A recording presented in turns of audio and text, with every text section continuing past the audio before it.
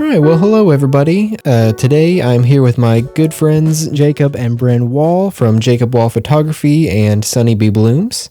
So we're just going to be sitting here and chatting about photography and florals and all things weddings. Why don't you guys go ahead and tell us a little bit about yourself and just introduce yourself. All right. Well, my name's Jacob Wall. I'm a photographer from Kentucky, based primarily in central Kentucky, but we travel all over.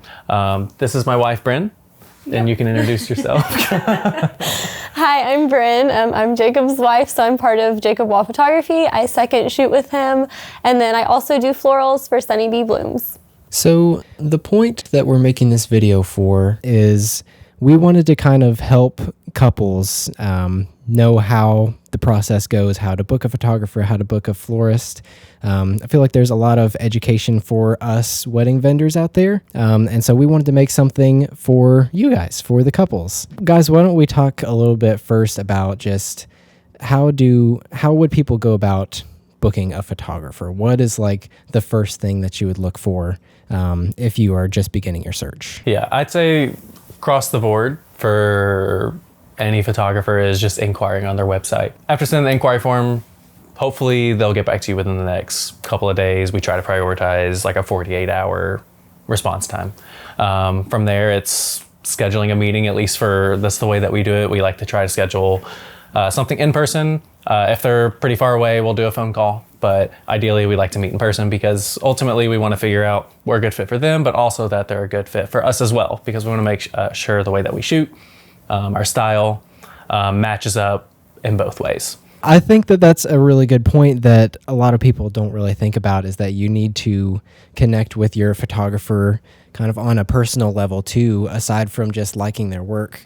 Like obviously liking their work is kind of the first step. If you don't like someone's work, you should probably not hire them. But I think that that's a really important part, is making sure that you guys kind of have good chemistry together, and meeting in person is probably the best way to do that, like going out for coffee or whatever, or even just meeting on Zoom if you can't meet in person.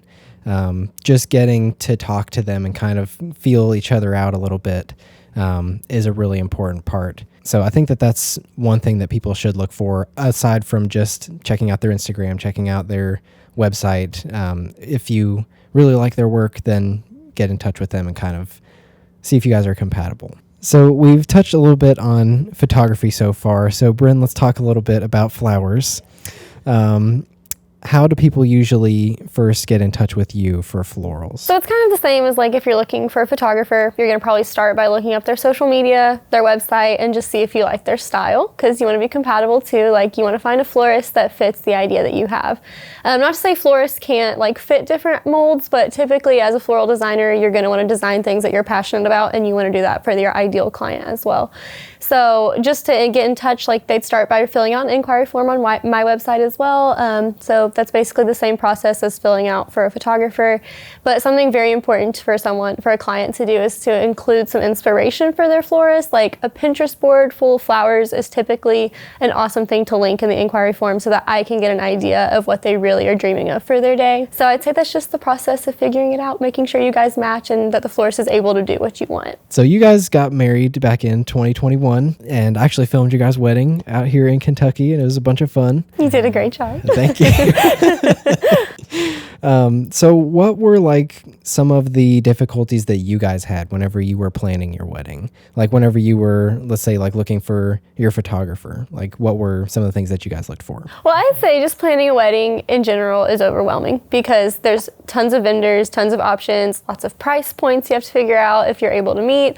So it's a little bit overwhelming, but we looked for someone whose style that we really liked. And we had liked our photographer for a long time, and we didn't know if it'd be possible to book them, and they just so happened to have our date available. She just has a very awesome style that just met our aesthetic, and we were really excited for her to capture our day. So we already had narrowed down like what we were interested in. So I feel like because we knew our style, it wasn't too stressful, but we wanted to make sure our photographer was available, and we had a 3-month engagement. If you don't have an idea of what you like, then that makes it difficult. So if you know you're going to get married, it's good to start thinking of like, every girl probably has their wedding Pinterest board made.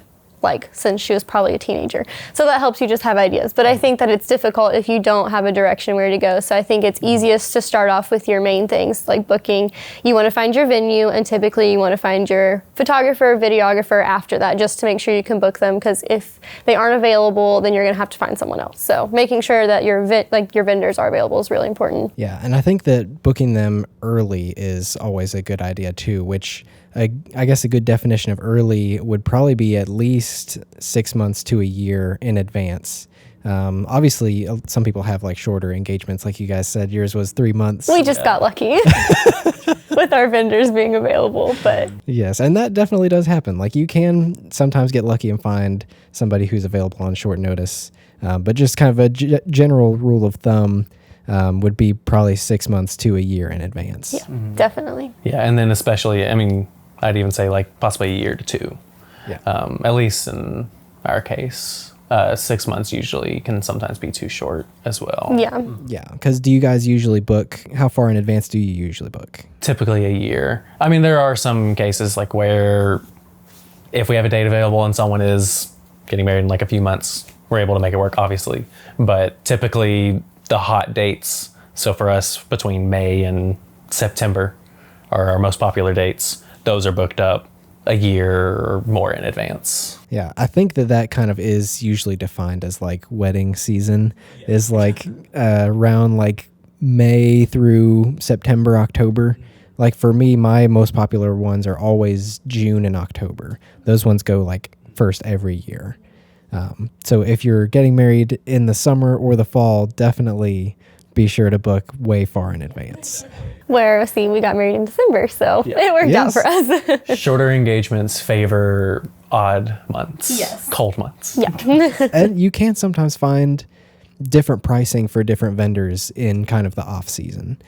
No, it doesn't happen all the time, but like sometimes you can get either like a venue or maybe like a photographer or somebody, or since it is off months and they don't have as many weddings. Yeah. Like for example, like we did a wedding this past January where we did it a little discounted because we don't have as much work to do. And even if it is discounted, we're still bringing in some form of income. And I think there's a misconception that it's not valuing your work if you don't charge your full price. But I mean, you weren't going to be booking that day anyway. Right. Work with them a little bit if you can. And so kind of going back to like connecting with your photographer on a personal level, what are some things that you guys do like at your sessions to kind of help people feel a little more comfortable on camera? Because cameras are very scary. We're all terrified right now with all of these cameras on us, even though we set them up ourselves. So like, what are some things that you guys have done or like do in the past that help your couples feel a little more comfortable? Because like all of your guys' pictures look super candid. It looks like everybody's just having like a complete blast. And I'm sure that they actually are. Like you can tell whenever somebody is like smiling because someone told them to smile versus when they're actually having a good time. So like, what are some things that you guys do? So I'd say it all starts with how we have already connected previously over, whether it's our meetings or phone calls. They kind of understand my personality. I'm sure a lot of people relate with the fact of being like an extroverted introvert, especially in this community, because we're all like little hermit crabs editing and everything like that. But also we have to be extroverted because we're around lots of people. But people know that I'm a very awkward guy. I try to be funny and I'm not that funny. So I get myself in really weird situations where I'm trying to fill in maybe an empty gap in the conversation and I say something really awkward. And if it doesn't land, I just try to make fun of it. And people understand that that's how my personality is. And usually, for the most part, the clients that we attract are comfortable with that. Or maybe it makes them think I'm a fool or something. I don't know. And then they feel more comfortable. I don't really know what attributes to it. But I think the nature of it being really real and authentic, and that I'm not trying to be someone else or try to be more enthusiastic than I am. The way that we run our sessions is we do a mixture of both like things that are very posed, but also things that involve a lot of movement. And I know that's like how the trends for photography are right now. Lots of movement, things that look very candid. And while it's like super popular, it can be hard to nail on the head. And the way that we try to accomplish that is we give our clients a little rundown at the beginning of the photo shoot.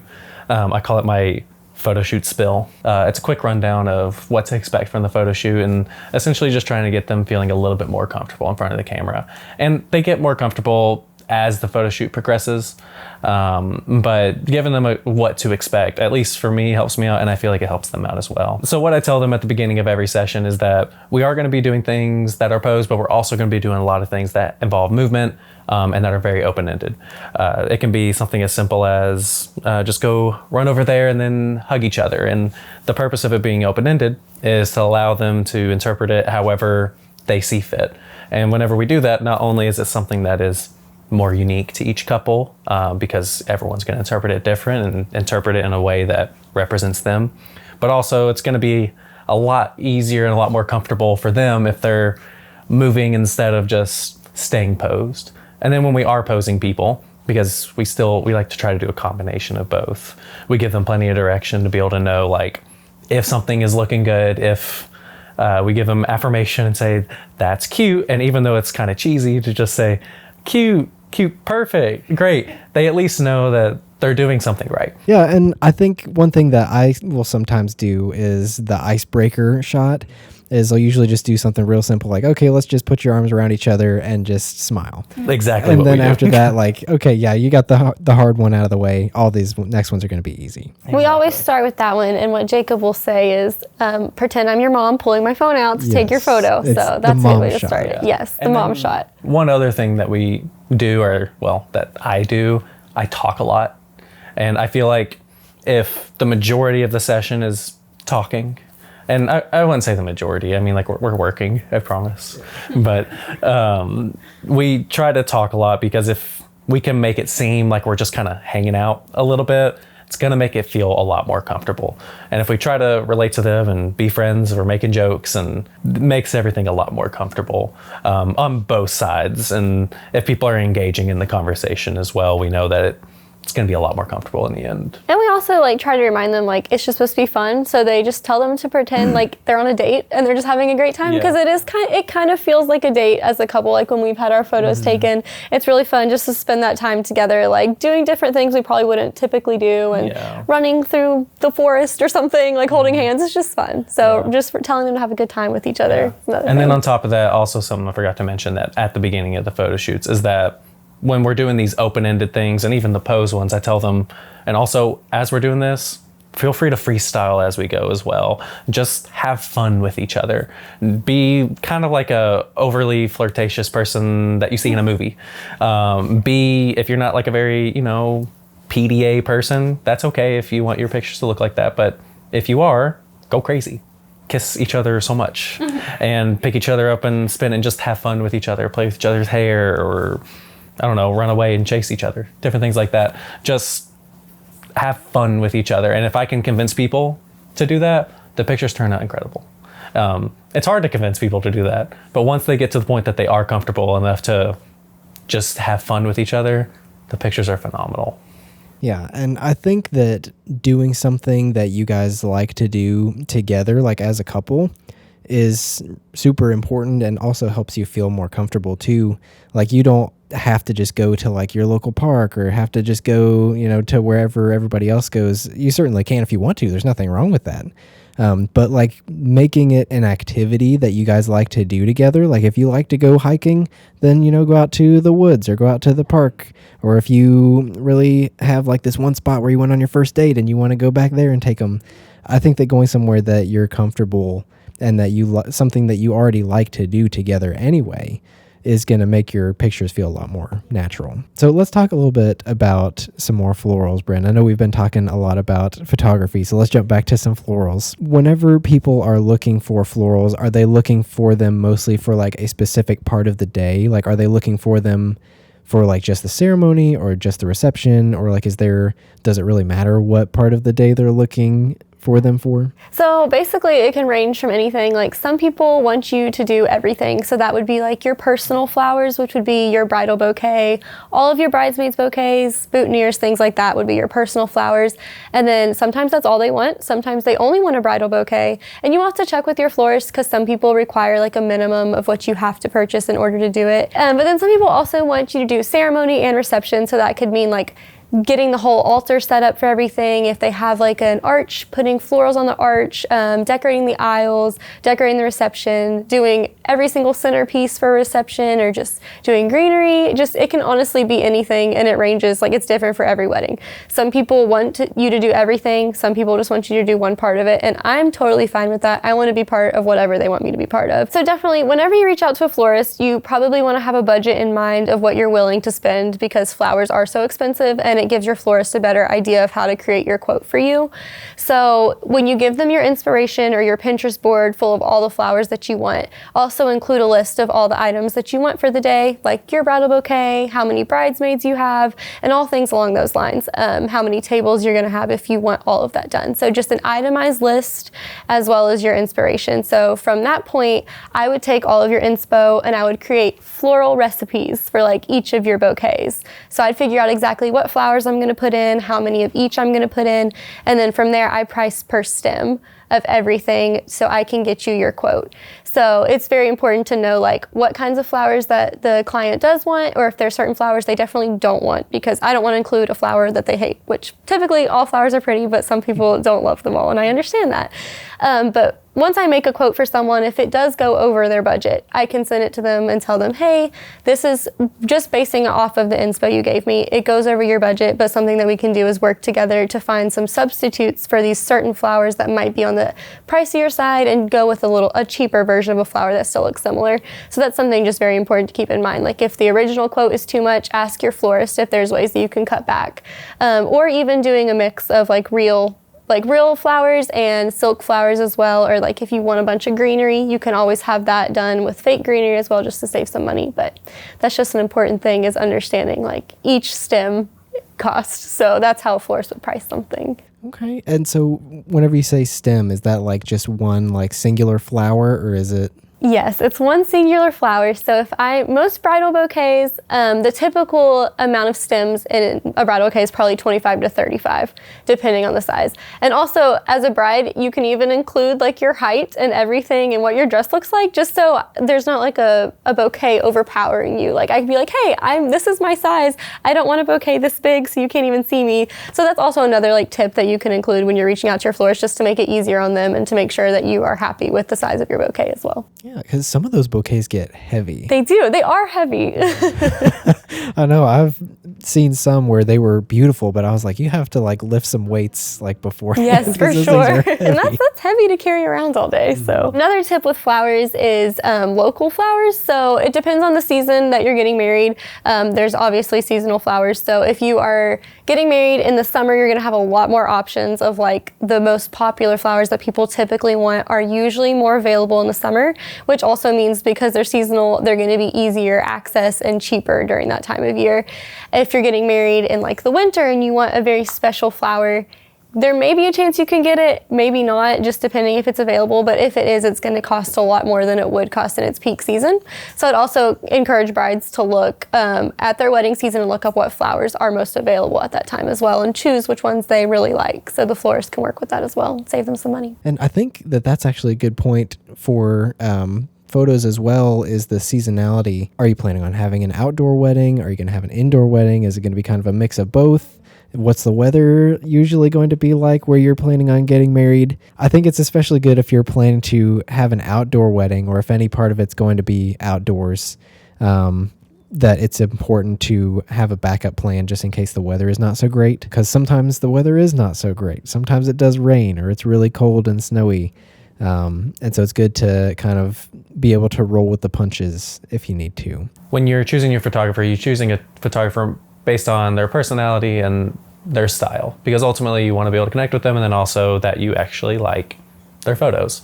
But also something that people don't take into consideration often is that your venue choice and the way you plan and decorate everything is going to greatly change how your photos are going to look. The surrounding environment is going to change drastically how the photos are. I mean, like, you can hire the best photographer in the world and the photos will look great, but it is going to look like where you got married at.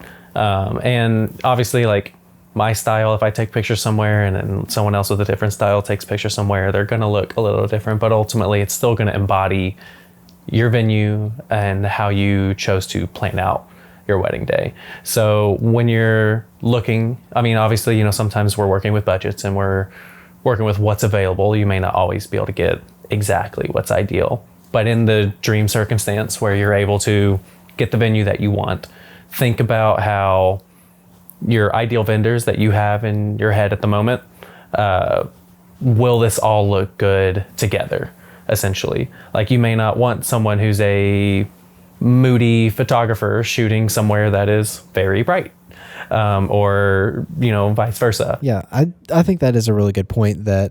And I'm sure that a lot of us have seen on Instagram, like those posts like, your venues are your photos.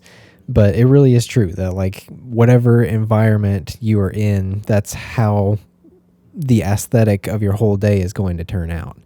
And so it's important to look, whenever you're looking at venues, whether you're getting married outside in the field somewhere, whether you're going to a estate, it's important to know, like, even visit different times of the day if you're allowed to kind of see how the light's going to look. Like, is the sun going to be right in your face whenever it's during the ceremony? Like us. I've seen that happen before. The sun is completely blinding you. Yes. I remember that, like, the sun was like just low enough below the awning where it was like right in your eyes. Yeah, we did not plan that out great. So that is something we learned from our wedding. So yeah, and dress accordingly to whatever season you're in. If you're getting married in December, it's probably a good idea to wear something a little warmer. Also bring, like, those little hot hands, like the hand warmer thingies. Those things are a lifesaver. They are. And if you're in the summer, probably don't wear maybe a 3-piece suit if you're going to be outside, because it gets a little warm. That's a great idea. Especially for groomsmen. Yeah.